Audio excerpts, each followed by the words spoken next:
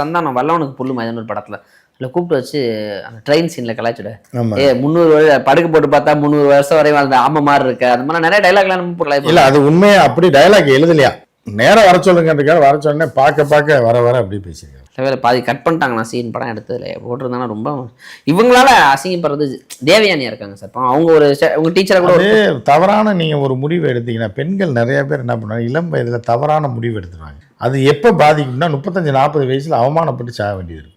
வளரும். நம்ம தேவயானி மட்டும் சொல்ல, பொதுவாகவே நிறையா நம்ம தெரிஞ்ச பெண்கள் வேலை பார்த்தவங்க, நம்மகிட்ட ஒர்க் பண்ணவங்க, பழகினவங்க நிறையா பேர் அதுவும் இளம் வயதில் உணர்ச்சி வசப்பட்டு லவ் பண்ணி கல்யாணம் பண்ணுவேன். கடைசியில் பார்த்தா என் வாழ்க்கையை நாசம். அதாவது ஒன்றுமே பண்ண முடியாது. தேவயானி கல்யாணம் வந்து நிறைய ரணகலத்தோட நடந்தது. ரணகலத்தோட ஒரு குதூகலத்தில் தான் அந்த கல்யாணத்தில் குதூகலமாக இருந்தது ராஜகுமார். குடும்பம் சண்டையாகி அவங்க பேச்சுவார்த்தையே இல்லாமலாம் போய் பெத்த தாய் தந்தையெல்லாம் பிரிச்சு இப்போ சேர்ந்துட்டாங்கன்னு நினைக்கிறேன். இப்போ எல்லாம் ஒன்றா இருக்காங்க. இப்போ ராஜகுமாரன் தான் என்ன பண்ணுறதுன்னு தெரியல. அவங்க அந்த மாதிரியான ஒரு சூழலில் இருக்கு.